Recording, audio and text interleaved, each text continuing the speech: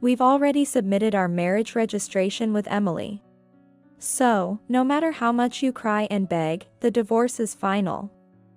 We are officially married. You kept me waiting for so long because you wouldn't agree to split. Emily, perhaps thinking of the time she was made to wait, glares at me with an unpleasant expression. I've been thinking about how to part ways without hurting you too much. Fortunately, your collapse gave me a good reason. Robin is really kind. But because of that, I had to wait for a long time, which really pisses me off. Both of them are making such selfish claims to me. A divorce from someone who can neither do household chores nor work properly. And I'll be asking for a property division. There's a lot I want to say. But it would be useless to argue with people who brazenly say such outrageous things. With that thought, I decided to accept the divorce. Understood. However, 7 days later, Robin called me, crying. My name is Julia Kirkland. 27 years old. I work at a branch of a real estate company. I got married 2 years ago, and now I live with my husband, Robin. Before that, I lived with my mother. My parents divorced when I was young, but my father paid child support properly. And my mother was independent, so we never struggled financially. I was also doted on by grandparents from both sides.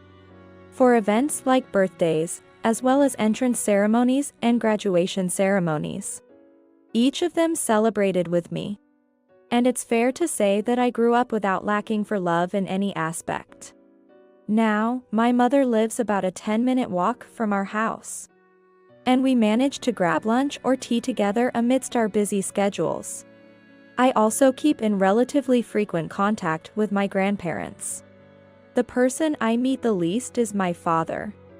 However, I don't believe he's cold or neglectful towards me, rather. It seems he's being considerate towards my mother. We do keep in touch, and it almost feels like he's a father on a business trip. Despite having grown up without material wants. The consciousness of being a child from a divorced family lingers somewhere in my heart. And I've always harbored a longing for a family where both parents are together. Perhaps that's why I had such a strong desire not to divorce. As a result, I ended up in a painful marriage. I started dating Robin when he came to the branch I worked at looking for a new place to live. And I was assigned to assist him. His contract for the room he had been living in since his student days was ending. I'm living in a dorm room with no bath and a shared toilet. My salary has gone up a bit, so I'm thinking of moving to a slightly better place. After showing him a considerable number of properties based on such requests, we found ourselves talking about various topics during the moves. Discovering shared interests, which brought us closer. Would you mind if we exchanged accounts? While it's not ideal to exchange personal contact information with a client, I too wanted to talk more, so I ended up giving him my email address. As a result, we started dating and eventually got engaged. The lease renewal for the room you found for me is coming up. So, I was thinking, why not move to a place where we can live together? Could you look for it again? That was Robin's way of proposing. We had a small, intimate wedding ceremony with just close family. I don't have many relatives, and Robin's parents aren't very close with their relatives. So it was decided that would be fine. The attendees were my mother and my in-laws, as well as my grandparents from my mother's side and Robin's grandparents. After exchanging vows in a chapel, we had a meal in a small restaurant, a small wedding ceremony. But I was filled with happiness. My father and paternal grandparents congratulated me and celebrated the marriage when I went to inform them, despite not attending the wedding out of consideration for my mother. It wasn't because they were neglecting me. My father and I maintain a good relationship with that level of distance. And so, our married life began in a 2-bedroom newly built rental apartment. Of course, it was a property managed by our company, which I searched for with great enthusiasm. It wasn't very large, but it was spacious enough for a newlywed couple to start their life together. The location was convenient for commuting to both of our jobs. And I thought I found quite a nice apartment. You really are a pro, finding such a nice place. Just like my first room, Julia, you're really suited to be a real estate agent. Robin was satisfied with the room, and I felt fulfilled in both my work and personal life. Our newlywed life started off happy. We agreed to share household chores. But due to Robin's job in sales often keeping him out late, and me usually being able to come home by the regular time, I ended up handling most of the household duties. When Robin came home late at night, he was usually drunk. I had to drink because of socializing. It's tough because I'm not that good with alcohol. I understand. Just don't overdo it, okay? I know, sorry for making you worry. Robin would say this and hug me tightly. It was truly a time befitting a newlywed couple. However, about half a year later, Robin's attitude began to change. You might think half a year is still within the honeymoon phase. But as if the period of intense closeness had ended, he flipped his attitude and began to belittle my job. You're back already? Must be nice, working as a receptionist at a real estate office. Do you ever have to do overtime? Our store has night hours for clients who can only come in the evening. So there's hardly any overtime after daytime shifts. Sounds pretty easy. Why don't you work at night too? Since it's an easy job, a little more time won't make much difference, right? I don't want to be the only one you rely on for income. Let me clarify that both of us work. We share household expenses. And there's no truth to the notion that I'm relying solely on Robin's income. How many hours did you work today? Just moving around a bit when someone comes into the store, and then getting paid for it.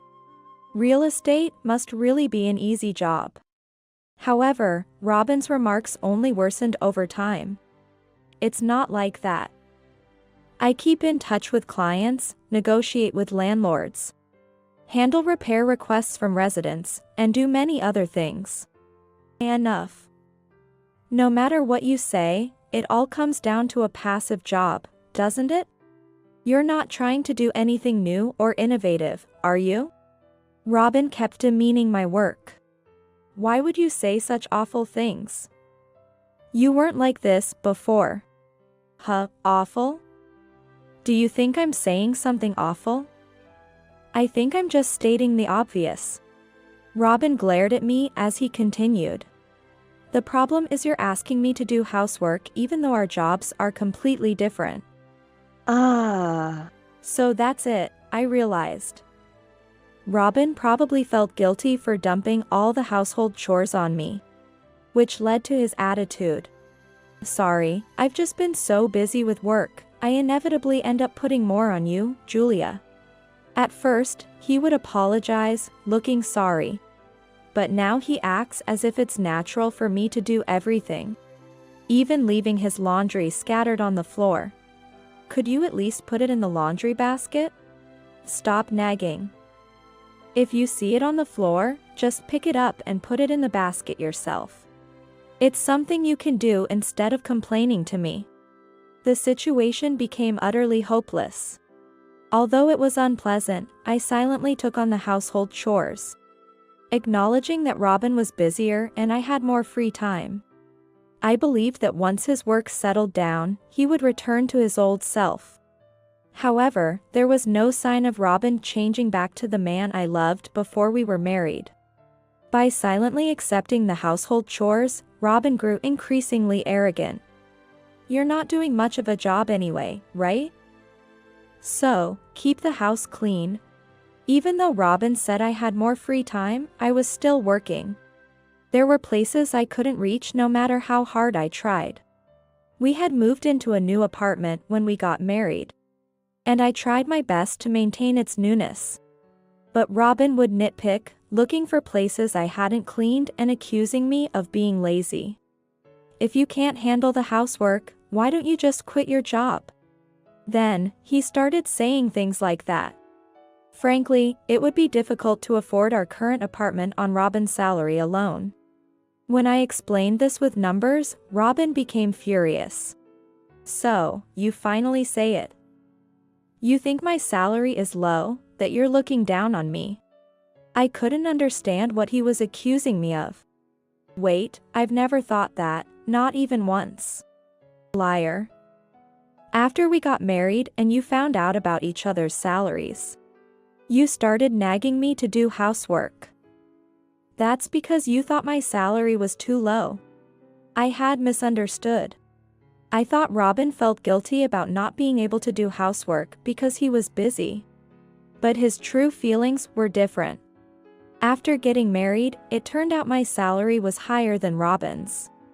This fact hurt Robin's pride, making him feel as if he was being made to do housework because he was inferior. Of course, my salary is low. You must feel so good about yourself, earning more than me. It's not that much more, I think. The hours worked are different, aren't they? I see. I came to another understanding. Robin felt inferior not just in terms of total salary, but also in terms of hourly wage. That's why he was so fixated on the fact that I hardly ever had to do overtime. I never thought of you that way. I've never looked down on you. But if I've made you feel uncomfortable, I'm sorry. Though unaware, I might have inadvertently hurt Robin. With that thought, I apologized to him. As long as you understand. Listen, in a marriage, the husband is superior. If you can understand that, then make sure you take better care of the house.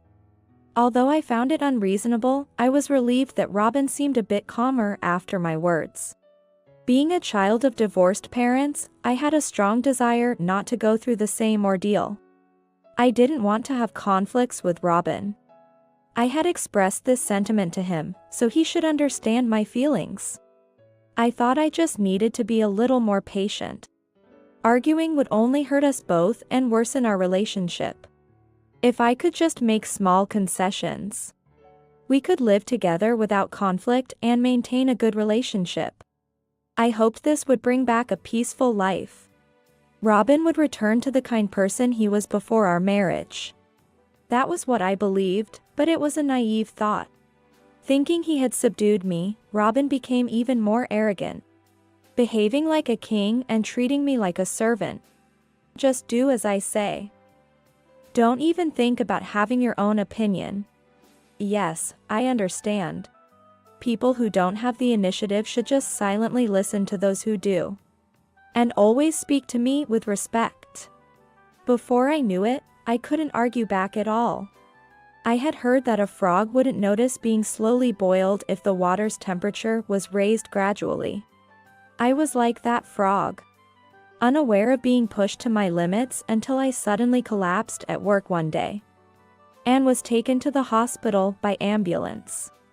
2 weeks into my hospitalization, Robin visited me, but as soon as he entered the room, he smirked and said, "You're such a useless woman."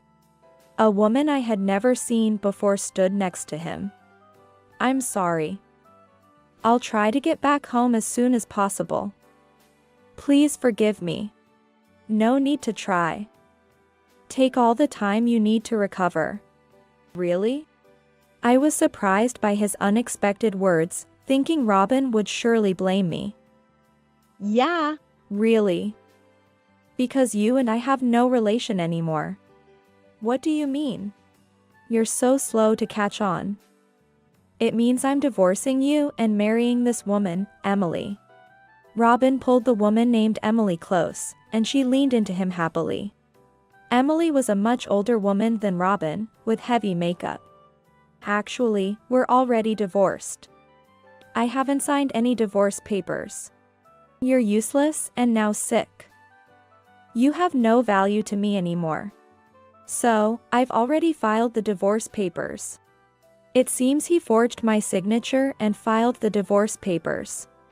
That can't be legal. But it worked. Robin and the woman exchanged smug looks. And who is this person? My new wife. Nice to meet you, I'm Emily, Robin's wife. Well, the new wife. Emily said this with a triumphant air. We've already submitted our marriage registration with Emily. So, no matter how much you cry and beg, the divorce is final. We are officially married. You wouldn't agree to break up, making me wait for so long. Emily, perhaps thinking of the time she was made to wait, glares at me with an unpleasant expression. Waited? How many days are we talking about here? Days? It's not about the number of days, it's been a year. So, they've been involved for a year. You probably don't understand how precious 1 year is for a woman in her 30s. How old are you? I might look young, but I'm 38 years old. Emily says this proudly, her heavy makeup almost cracking into a smile. She looks her age, but mentioning that might cause trouble, so I decide to keep quiet. I was kind, so I was thinking about how to break up without hurting you too much. But then you collapsed, which gave me a good reason. Robin is really kind. But because of that, I had to wait for a long time, and it really pissed me off. They both make such selfish claims to me. Divorce from someone who can neither do household chores nor work. And I'll be asking for a property division. There's a lot I want to say. But it would be useless to argue with people who brazenly say such outrageous things. With that thought, I decided to accept the divorce. Understood. After I said that, the two of them left looking satisfied. It was like a storm. I muttered to myself and pulled out my smartphone from under the blanket. I had recorded the entire conversation. I can use this to expose Robin's wrongdoing. When I was hospitalized, it seems I was in a dangerous state in many ways. Following Robin's orders had made me unable to think for myself. I was always careful not to make Robin unhappy, did household chores to satisfy him, and worked to continue our life. I collapsed due to overwork. I hadn't been eating or resting, just continuously trying to please Robin, which apparently led to my sudden collapse. I remember being told by a colleague that I seemed to have lost weight. But I think I replied that I was dieting. I answered reflexively because my colleague looked worried. If Robin knew someone was concerned about me, he would be displeased.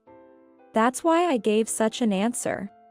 What started as a small concession gradually became a surrender of my ground to Robin, pushing me to the edge of a cliff. I had no idea I was in such a state. I was really surprised. I thought you were living happily, my mother said, tears welling up in her eyes, when she rushed to the hospital. I still don't understand why I collapsed.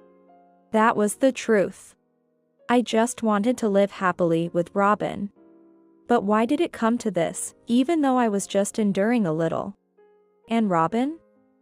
Didn't he say anything when he heard you collapsed? He was such a kind person, what happened? I would like to know that myself. It's hard to explain everything to my mother in a few words. For now, just rest. We'll think about what to do next later. I ended up staying in the hospital for a while. Thanks to the rest, both physically and mentally, the fog in my mind cleared. Why did I listen to Robin? Gradually, I was able to think for myself again, realizing it would be difficult to continue my marriage with Robin. That's when Robin and Emily came to visit me in the hospital. Robin seemed to think he could still manipulate me, but by that time, I had fully awakened. However, I decided to pretend I was still under his control to see how things would unfold. Quietly, from under the blanket, I turned on the recording function of my smartphone. Now, my smartphone contains evidence that Robin forged the divorce papers. I was sure that constituted some kind of crime. Upon checking, it turns out to be forgery of private documents, punishable by imprisonment for not less than 3 months and not more than 5 years. Often, sentences are described as X years of imprisonment or a fine of Y amount. But I read that this crime does not include a fine as a penalty. That means, unless given a suspended sentence, one has to serve time in prison. Somehow, a crime that carries only imprisonment and no option for a fine feels quite serious. So Robin did that to me. There's no need to hold back against such a villain. I made a call to someone from the smartphone I had in my hand. I was discharged from the hospital 5 days after Robin's visit but did not return to the house we lived in. Living in that house for 2 years, the first 6 months were happy. But then Robin gradually began to change, and by the time a year had passed, he had become a tyrant. Probably around the time he met Emily. What I couldn't understand was, if he wanted to divorce me and marry Emily, why did he need to control me like that? What exactly was Robin's goal in doing such things? But now, rather than pondering over these questions, I had something else to do. Now that I've regained my mental and physical health, I've decided to take my revenge. 2 days after I was discharged, or 7 days after Robin and Emily's visit to the hospital, Robin called me as I expected.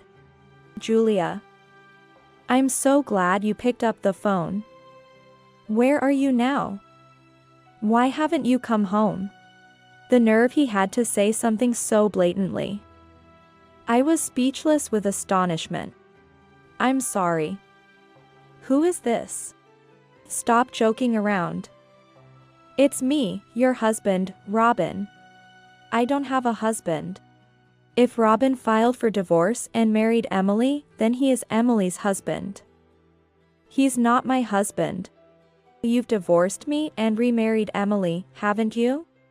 Then, you are Emily's husband, and we have nothing to do with each other." "That's okay, I'll divorce Emily.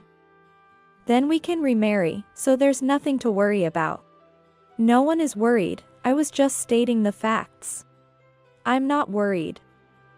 I have no intention of remarrying you. Please be happy with Emily. You're misunderstanding. I only love you." Robin began to cry over the phone. Did he think that crying would move my heart? I was being threatened. Emily is the daughter of the president of our company. She said she'd fire me if I didn't date her. I was just going along with it, believe me. Robin continued to plead through his tears. Was the forgery of the divorce papers also Emily's order? Yes. She said if I didn't do it, she would make things terrible for you. I had no choice. I intend to sue you for forging private documents. Robin stopped crying and went silent when I mentioned suing him. By the way, it's time to renew the lease for that house. I won't be renewing it.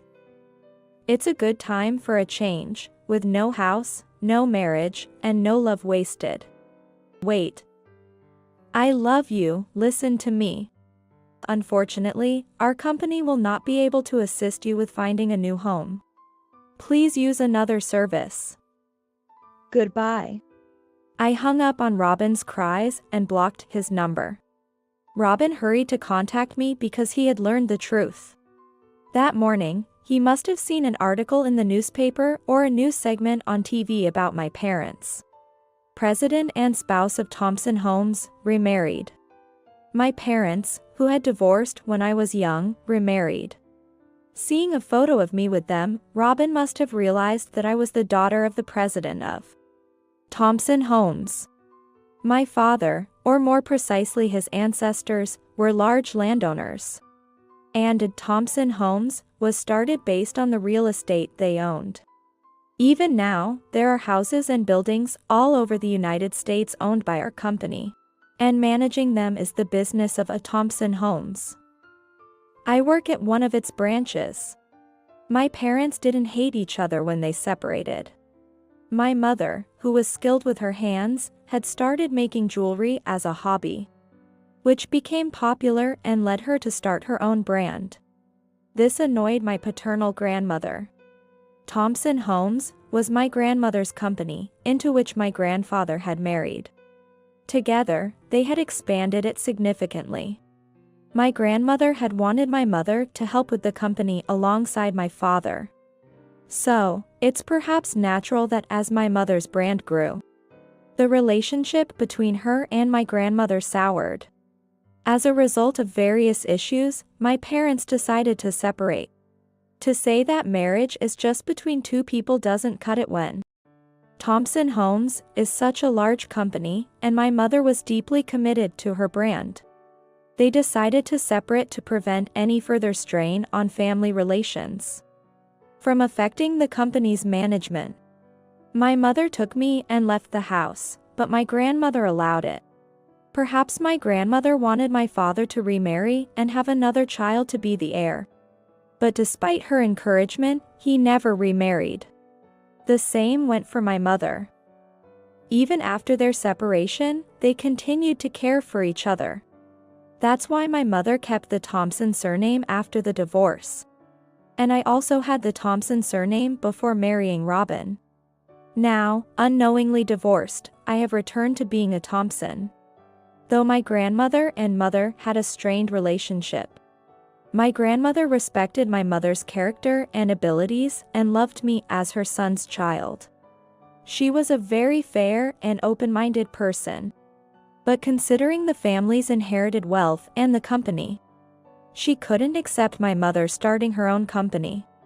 She wanted the whole family to face the same direction and continue protecting Thompson Homes together. My father, wanting the same, asked if I would work with them, given that I wasn't against the idea. I agreed, under the condition that I would join as an ordinary employee. So, very few people actually know that I am the president's daughter. My grandmother knew but never made a big deal out of it. I perfectly separated my personal life from business. But I secretly heard from my father that my grandmother was pleased I was learning the real estate business. The precarious situation I found myself in was partly due to my parents' divorce, which, upon hearing, made my grandmother reconsider many things. She came to my mother, apologized for being stubborn, and asked her to come back. That's how, after 25 years, my parents decided to remarry. Such an interesting story couldn't be ignored by the media. After my mother visited me in the hospital and told me about their decision, I said I wanted to join the interviews with my grandmother. Naturally, she was delighted to accept. Major newspapers, TV, and magazines came to interview us. And my story was also prominently featured. Naturally, this caught Robin's attention, as I had hoped.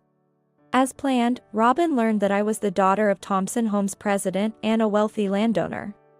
His frantic, tearful phone call was the result of realizing the magnitude of what he had lost. I sued Robin for forging the divorce papers.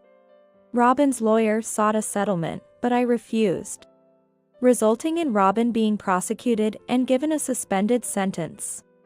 Of course, I also demanded compensation from Emily. And since she knew about the forged divorce papers, I sued her as an accomplice.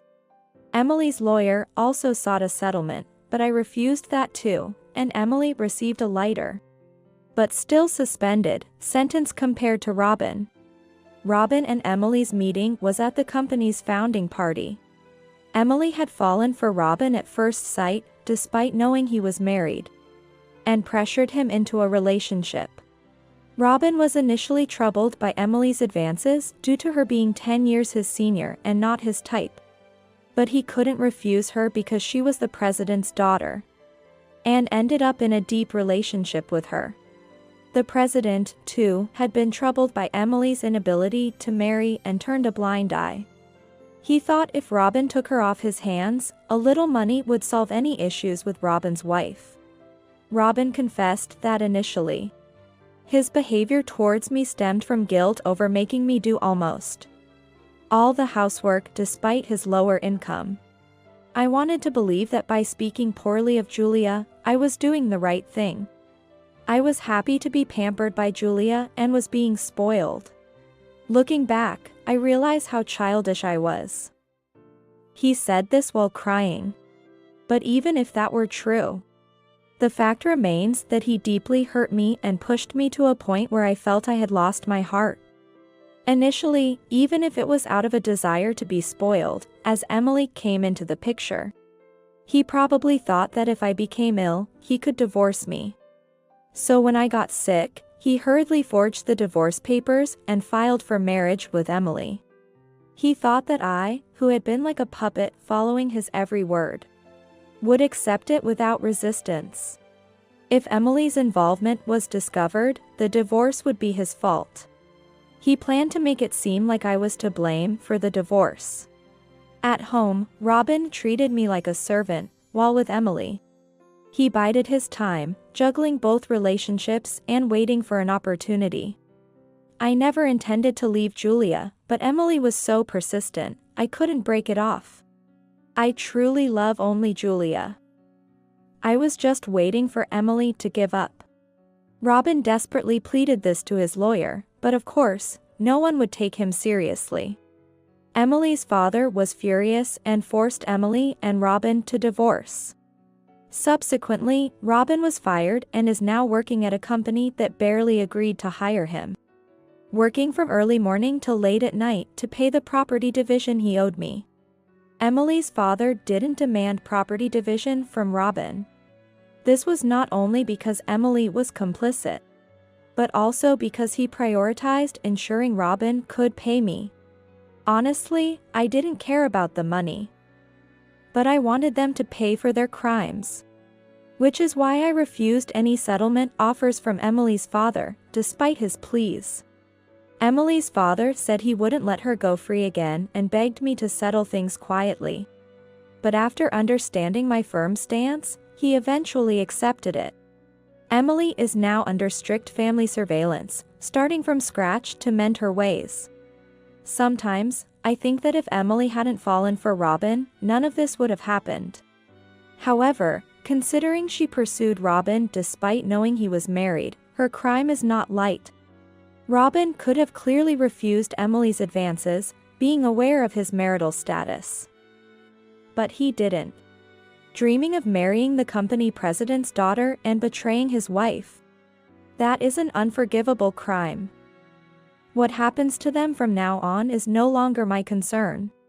As long as they never appear before me again, that's all that matters. After my parents' remarriage, I, as the president's daughter and heir, began studying anew. Although I had learned about real estate as an employee, managing a business is different. Now I must study even more, including company management. My stubborn belief in not wanting to divorce like my parents led to such an ordeal. It was my weakness. If I had been stronger and faced Robin properly, maybe things wouldn't have ended this way. Perhaps we could have remained a happy couple. It pains me to think this because I genuinely loved him. I married him out of true love. To have turned such a person into a criminal weighs heavily on me. There are moments when I feel I'm the one with the greater sin. But my mother and grandmother assured me otherwise. You shouldn't blame yourself. You didn't hurt anyone. What they did was entirely their choice. Your mother is right. If there's any fault, it's mine for not accepting your mother, making you timid. My mother and grandmother, now reconciled and close, comforted me in this way. Blaming myself also means blaming them, which I came to understand. Humans are made to make mistakes. What's important is how we deal with those mistakes. I'll meet someone I can love as much as I did Robin, I don't know. But I'll make sure not to repeat the same mistakes. Refusing to live a life where I don't love anyone again because of one failure. Even if I don't meet such a person, I want to live a life where I can walk straight and proud alone. I'm just starting to take those steps. I've sworn to myself to live a happy life, no matter what.